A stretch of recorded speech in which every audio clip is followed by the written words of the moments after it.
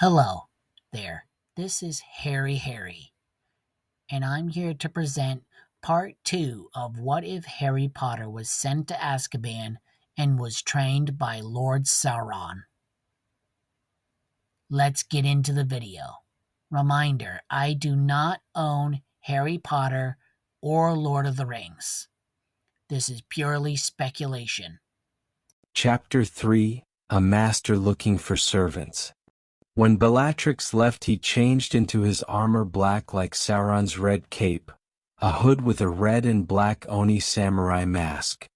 He left Dol Guldur teleporting as a flaming eye as Sauron had taught him to do, and then shape-shifted into an unknown wizard.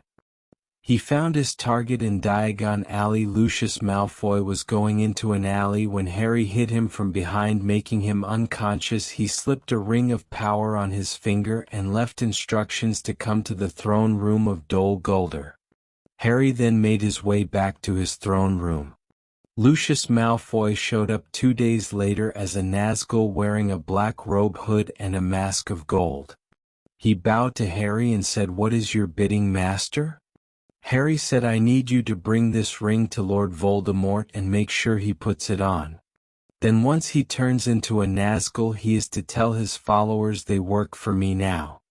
"As you wish, Master." Lucius leaves to do his work, and Harry goes back to the forge and starts making his master ring, his version of Sauron's One Ring, but it will be attached to his armor with a permanent sticking charm so that no one can take it off and no one will be able to cut the ring from his finger. 2 days later, Voldemort and Lucius returned with 100 Death Eaters. Voldemort was wearing his dark robes, hood up with a skull mask that was made from the head of a big snake. He had his bone-white wand and a large black trident with white points that were made from the teeth of a giant poisonous snake. Bellatrix showed up at Hermione Granger's doorstep with a working cannon. She knocked 3 times. Hermione came to the door. She was very shocked to find a cannon pointed straight at her chest. She tried to run, but she was not fast enough, and the cannon ball hit her in the chest, blowing her and the house to bits. It took 3 days to find all the pieces, and her master punished her for 3 days. On the 3rd day Harry was finished, he finally put the body back together with thread and a needle. Harry then put the ring on Hermione's finger, and the reanimation process had begun.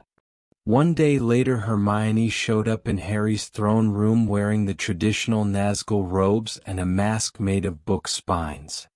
Chapter 4: War Coming with New Alliances.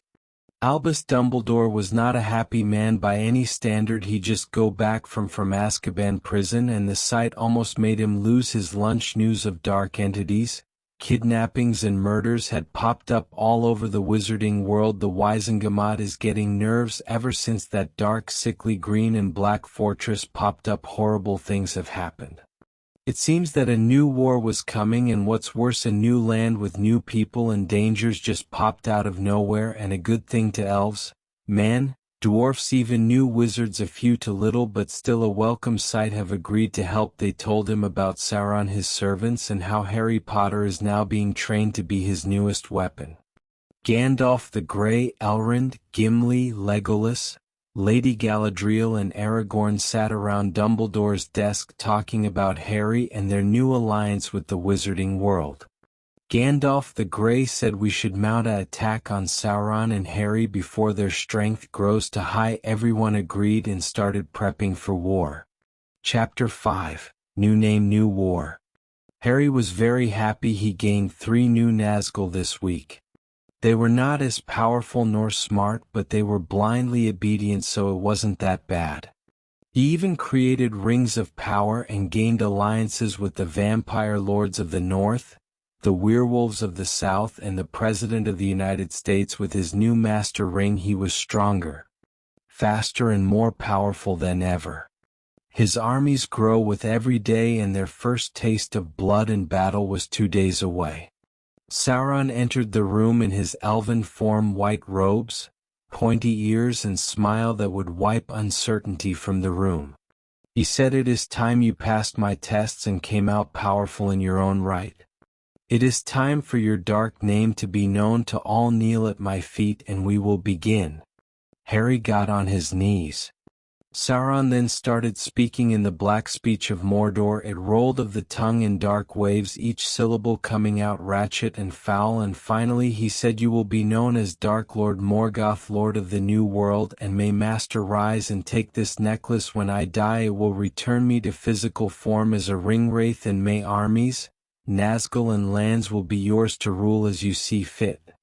Harry Potter, now reborn as Lord Morgoth, began to gather his armies to defend Dol Guldur.